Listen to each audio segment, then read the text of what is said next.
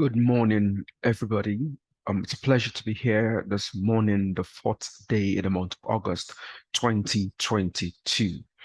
My name is Heritage Adisa, Markets Analyst at HFM Nigeria. And as always, we'll check through the markets, find out what the big stories are, find out what the dominant sentiment is, what is driving asset prices, basically, if all of this provide opportunities and then how we can take advantage of it. But please, like always, do remember that this is just a communication material and nothing in this communication contains or should be considered as investment advice or an investment recommendation. Users acknowledge that investments in FX and CFD products is characterized by a certain degree of uncertainty, and that any investment of this nature involves a high level of risk for which users are solely responsible and liable. Now, what we have this morning in terms of the overall market environment, well, there's a more tilt towards the positive side, a more risk-on start to the day, a more positive start to the day. And then we're going to go into it in detail, and then we'll look at where and how and what we have, today in the market. Now, I'd written this down earlier. I said Thursday, yes, August 4th, 2022. All eyes on the Bank of England. Now, heading into today's session, overall market sentiment is in a better place, right? You look at risk assets, they keep holding on to their gains, from yesterday's session after we had a very strong beat in data point for the US, that services PMI, right? That was a strong data point, and then, equities, risk assets really just enjoyed that upside, right? So far today, though, equities still hold on to that positive, still trade positive in line with the overall risk on environment. But then you look at, the US side, US futures side, and some of them are still trading mostly flat in small ranges. So there's also have to put that back for mind. Now, despite the risk on, commodities do not agree. Commodities are not moving up like equities are broadly. Commodities are mostly mixed, some higher, some lower. Oil prices, for example, are keeping losses from yesterday's session after OPEC Plus decided or agreed to slightly increase oil output, right? So the increase was actually very small as well, but despite with that more supply, clearly lower prices, right? So we have that, although so far today, the moves are still marginal, but all through the week, something like US oil is down over 8% already. Now, you look at currency or the currency space, that risk on flow is still evident. You look at the antipodians, they're top of the majors, NZD leading, AUD leading the majors, while on the other hand, you have the likes of Japanese yen, the likes of CHF at the bottom of the majors, which is just a classic, risk on environment that we have on there. Now, the British pound itself sits somewhere in the middle of the park ahead of the Bank of England meeting. We'll get to that now in a moment, while the Canadian dollar is also pressured by lower oil prices. Now, the main event for the day will be the Bank of England rate decision, where all members are expected to, vote for an increase in interest rates. And this time around, we're looking at they're expecting about 50 basis points hike. That will be the biggest rate hike in over 25, about 26, 27 years, right? The biggest since the Bank of England gained independence in 1997. Now, so that is expected later today. I think the meeting is for 12 p.m. GMT plus 1 Nigerian time. So there's that to also look out for. And then the reason why this is expected is the Bank of England are still trying, and most likely would still keep trying to curb the ultra high inflation. We're talking about a 40-year high inflation around near 10%, around 9.4%. Now, that's expected.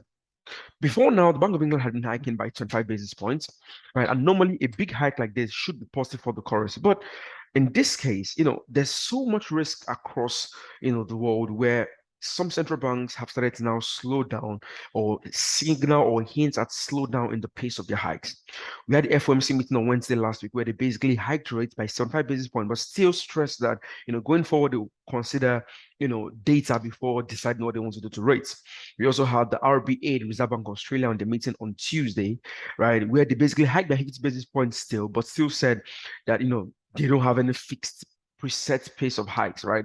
Clearly still signing that they could also be slowing down. Now, it's also likely that the Bank of England also goes in that particular tone because, the stress of recession, the risk of economic slowdown recession is really high in the UK, right? And then even just coming off the back of, some political stress in terms of the resignation of PM Johnson. So all of that was still there, is still there. And then because the UK is also heading for an economic slowdown, recession as well, they need to still hike to try and curb inflation. But then if they come out being more cautious in their approach, in their comment, in the statement, being more dovish generally, that should see any initial upside we see in the British pound fade out before long, right? More or less for the downside later on. If they don't even hike by 50 basis points and go on to hike by 25 still, pounds downside is a way to go. If they hike by 50 basis points and still go on to say that, they're going forward, they will probably slow down. Any signal or sign that they are looking to slow down in the pace of hikes, that is also pounds downside eventually as well. Now, if you consider the current risk on environment that we have right now, that makes pounds NZD, pounds AUD an interesting one. For pounds AUD, the key level in my mind is 1.745. That's a key one. We'll look at it on the chart now, not before long, on that one. Now, if we have sentiment tilt to the other side, risk off, right? We have a more risk of environment. I think GBP, CHF would be another interesting one to look out for as well in today's session. So that's the game plan for the Bank of England meeting that we have later on in the day. But like I said, keep a very close eye on risk sentiment because, there's still geopolitical risk, in the mix, right? You have China still conducting military operations around Taiwan after Nancy Pelosi left the island. So there's also that stress there, and we also have slowdown stress also there, as well in the markets. We also have recent hawkish Fed speak. Now, all through yesterday we had Federal Reserve speakers all come out basically hawkish, basically even coming to the previous day that was even on Tuesday, right? Now, markets are basically ignoring or not really paying attention to that yet, or not believing the Federal Reserve. But that's still a risk for risk assets like equity. So there's that to pay attention to as well. Growth worry is still there, all still being underlying factors as markets turn the major attention to the key events of the week. That's the US NFP report coming out tomorrow afternoon. Now, if all of this continues to play out, all this risk continues to heighten, the risk on flow that we're seeing right now may not last too long. And then even before we have NFP reports coming out later on, we might still see a bit of slowdown later in the market, right? Because from the NFP, whatever comes on data points will be interesting because the Federal Reserve had already said that attention is shifting to data points going forward. Now we could still look at pairing strength versus weakness, looking at AUD versus JPY, NZD versus JPY, looking at even AUD versus CHF, all up over 0.5%, right? They interesting to look out for, although some of them are heading into resistance, which is something we want to look out for as well in the session. Now, quickly looking across board, quickly looking at the charts, this is what I'm talking about. The US equities are basically still flat, meandering. This is US 500 meandering around the key for the 150 level. Not really, pushing the momentum coming from yesterday, right? But having said that, though, we're still keeping and holding on to the gains, and where we're currently trading at is, and a key area of resistance. You look at going back to, I think, late May, early June. I'm also going back to late April as well, even going back to support levels, going back to middle of March, as well as even late February. So all of this are still, areas and levels to also be very, very, very cautious with. I think with the overall sentiment not really gaining that traction, especially with yields not really helping the case. That risk on is not all that solid, to hold on to as well. Now, having said that, you want to look at other equity space, especially the US futures, basically showing the same thing. Now, European futures have pushed higher a little bit, but you notice that the momentum has not really been that strong. So I'm not really looking to latch onto the risk on that we're seeing, and I'm paying more attention to the Bank of England meeting as a better, mode of opportunity for us in the day ahead. Now, the dollar index itself has not really helped matter so far, still trading mostly flat as well into this session. So there's also that to look out for. Oil prices itself have pushed lower massively yesterday, although today we've not really seen that continuation to the downside, and the moves are still very marginal compared to what we have from last week. Now the downside is now less than 8% for the week, but less than 8%, but not long as when I wrote that, it was down about 8% as well, for the week. All right. Haven't mentioned all of those things. Now, this is what I'm talking about when it comes to the Bank of England. Let's just quickly look at the Bank of England. Now, this is GBP AUD. If the risk on persists, if we have yields still higher, we have hybrids currencies keep their strength, we have equities push higher as well, and then we have the Bank of England come out with a dovish hike, or even not as expected, not as big a hike as markets expect. You want to see something like GBP AUD fall even some more. Now, there was a clear trend line coming from the 22nd of July, which has also held a couple of times, and has also held as well in today's session. Now, clearing out this would be interesting for me, although at that point we would have already beaten the ATR already by quite a margin.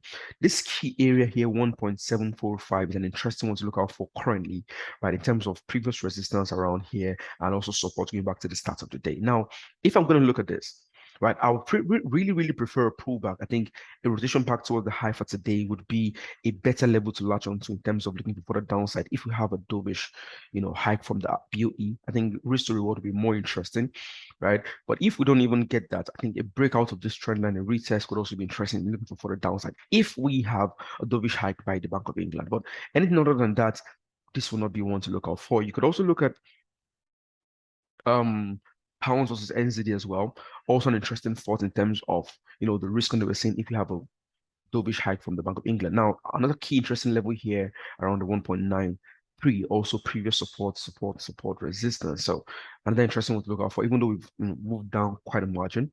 I think a rotation, two ways we can look to play this. If you can get a rotation back towards this round number around here, the lows going back to the 2nd of August, late Asian session, as well as even the low of yesterday's session as well, right? That could be interesting in terms of looking for the downside if we can get a dovish, hike from the Bank of England. Alternatively, a breakout or recess of this can look for the downside as well. Now, if we have a more risk-off environment, I think CHF is the preferred one to look out for.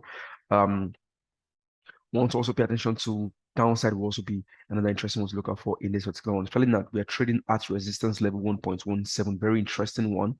Over the last couple of sessions, you can see it was yesterday's high as well, very close to the 28th of July high. And if you look even further, you can see resistance very interesting going back down. So clearly that could also be, we're already seeing downside already, but I'm not looking to jump in just yet. But you have a dovish hike from the RBA, I think that from the Bank of England, I think that would be more interesting in terms of looking for further downside on this particular one. Now, someone looking at the shorter moves that we have for today, AUD JPY clearly moving up in today's session, but right now finding resistance at or struggling with 93.5. I'm not looking to latch onto the risk on food that we're seeing so far, but it's one to look out for. We look at NZD similar story. They're struggling at this key 84.5. Also, resistance has moved up a lot already. But if you still want to latch onto the positives, to the risk on that we have, rotation back towards this key round number 84.00 could also be interesting to look out for the upside if you want to latch onto the positive that we're seeing so far. So I think basically still looking at strengths and weaknesses. AUD, yes, NZD still a little bit strong, latching onto the slight risk on that we have, JPY CHF more on the weaker side so far today. But I think the key event would be the Bank of England meeting later today, where a dovish 50 basis point hike is expected, and then we'll have to see how that plays out as well. Apart from the Bank of England meeting later today, US initial jobless claims is there. I don't expect so much from this, but I think, Fed speakers, Mester, as well as even ECB Alderson also scheduled to speak, so clearly let's hear, what they have to say on that particular front. So, having said all of that, we're going to leave at this point. Thank you very much. If you have any questions, please do not hesitate to ask, and we'd always do our best to help. Thank you, and do enjoy the rest of your trading session. Bye for now.